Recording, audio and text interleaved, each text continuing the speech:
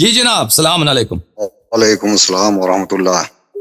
جی جناب، خدا آپ کو سلامتی دے، حکم کریں بھائی۔ جی ذرا کچھ ایک آدھی الجھنیں تھیں، اسی لیے میں نے آپ کو فون کیا تھا، باقی کوئی جانکاری کے لیے۔ جی، اس میں گرامی کیا ہے بھائی؟ جی اس میں گرامی کیا ہے؟ عقیل صاحب شیعہ ہیں یا غیر شیعہ؟ جی نہیں، میں تو شیعہ نہیں ہوں۔ اچھی بات ہے، کیونکہ نام عام طور پہ شیعہ عقیل شیعہ نام رکھتے ہیں۔ ہاں میں شیعہ نہیں ہوں، لیکن ایک چیز میں یہ بتا دوں کہ میں متفق ہوں آپ کے نظریے سے۔ اگر شیعوں سے شیعہ عقیدے سے اتفاق رکھتے ہیں، اس پہ ایمان رکھتے ہیں، تو پھر شیعہ ہیں آپ؟ اب وہ آپ کہیے، میں کیسے؟ بہت مہربانی آپ کے، خدا آپ کو توفیق دے، انشاءاللہ مزید توفیق دے۔ اور حکم، کوئی سوال، کوئی فرمائش، ہم آپ کی خدمت میں حاضر ہیں۔ اس لیے حضرت کہ میں اہل سنت والجماعت کا فرد ہوں، اور میں اہل سنت والجماعت میں ہی کچھ کام کرنا چاہتا ہوں۔ اگر مجھ پہ وہ لیبل لگ گیا تو ہماری باتیں کوئی سننے کے لیے تیار نہیں ہوگا۔ جی تو صرف جانکاری کے لیے میں یہ جاننا چاہتا ہوں، جیسے اسلام جنگ و جدال اور تلوار کی زور پہ پھیلا ہے یا محبت، ہمدردی اور نہیں بالکل، اسلام جو ہے، اسلام تلوار کے زور سے پھیلا ہے بھائی۔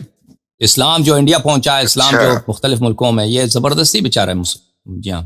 اور رسول صلی اللہ علیہ وسلم کے زمانے میں جو اسلام پھیلا ہے، وہ رسول صلی اللہ علیہ وسلم، حضرت خدیجہ سلام اللہ علیہ کی مال سے، رسول صلی اللہ علیہ وسلم کے اخلاق سے، اور امیر المؤمنین علیہ السلام کی دفاعی جہاد سے، یعنی کفار حملے کرتے تھے، ان کو دفع کرنے کے لیے، اسلام کو بچانے کے لیے امیر المؤمنین علیہ السلام جہاد کرتے تھے نا۔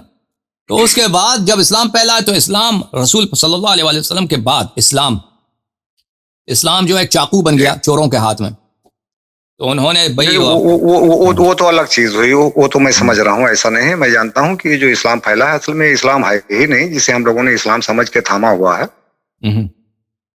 یہ اسلام ہے۔ لیکن مجھے نبی کی زندگی پر پوچھنا ہے کہ کل ملا کے ہم یہ مانیں کہ تلوار اور محبت اور کردار دونوں کا رول ہے اس میں۔ یہی میں جاننا چاہتا تھا۔ صحیح، اچھی بات ہے، اچھی بات ہے۔ اچھا، اب دوسری چیز یہ ہے حضرت، میں یہ جاننا چاہتا ہوں کہ جیسے مکے والوں نے تو بڑی اذیتیں دیں ہمارے نبی کو، جی، اور یہاں تک کہ آپ کو ہجرت کرنا پڑا اور کافی تکلیفیں پہنچائی گئی، لیکن مکہ کے بعد آپ نے اور سب کو معاف کر دیا۔ جی، فتح مکہ کے بعد مشرکین مکہ کے ساتھ آپ کا برتاؤ بڑا اچھا رہا، آپ نے معاف کر دیا۔ جی صحیح، ایمان بھی لیا، لوگوں نے کلمہ بھی پڑھ لیا۔ لیکن ہم یہ دیکھتے ہیں کہ یہودیوں کے ساتھ آپ کا یہ رویہ نہیں رہا، جبکہ یہودیوں نے شاید پہنچائی ہوں گی کہ مشرکین مکہ نے آپ کو تکلیفیں پہنچائیں۔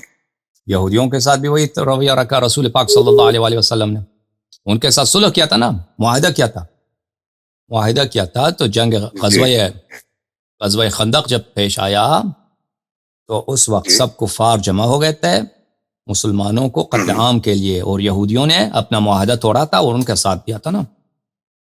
جی ہاں، تو وہ کس لیے؟ یعنی مسلمان صرف مدینے میں تھے، اور مدینے کا گھیراؤ ہو گیا، ابو سفیان جو ہے 10,000 فوج لے کے آیا، اور وہ مسلمانوں کو تباہ کرنے کے لیے۔ بہرحال سوال کیا ہے آپ کا؟ چھوڑیے عقیل بھائی، سوال کیا ہے؟ شیعہ مذہب پہ کوئی سوال ہے؟ آواز نہیں آ رہی آپ عقیل صاحب، آواز نہیں آ رہی۔ آپ کسی اچھے لائن سے فون کریں عقیل صاحب، خدا آپ کو جزائے خیر دے۔ تو یہودی جو تھے، انہوں نے خیانت کیا تھا اس زمانے، جو یہودی قبائل تھے انہوں نے خیانت کیا تھا۔ کیسے خیانت کیا تھا؟ ہم سب یہودیوں کو نہیں کہہ رہے کہ کوئی کہتے کہ ہم سب یہودی جتنے دنیا میں یہود ہیں یا تھے ان کو کہہ رہا، وہ جو قبائل مدینے والے تھے نا، ان کا ایک معاہدہ تھا مسلمانوں سے کہ اگر ہم آپ کے خلاف خیانت نہیں کریں گے، غداری نہیں کریں گے، آپ کے خلاف کوئی جنگ لڑے تو ان کا ساتھ نہیں دیں گے۔ انہوں نے ساتھ دیا تھا مسلمانوں کے قتل عام کے لیے، تو یہ بہت بڑا خطرہ ٹل گیا تھا جنگ خیبر میں، جنگ خندق میں مسلمانوں سے۔ ہمارے آپریٹر صاحب جو ہیں سو گئے، حال ملاؤ بھائی، آپریٹر بھائی، تھینک یو آپریٹر صاحب۔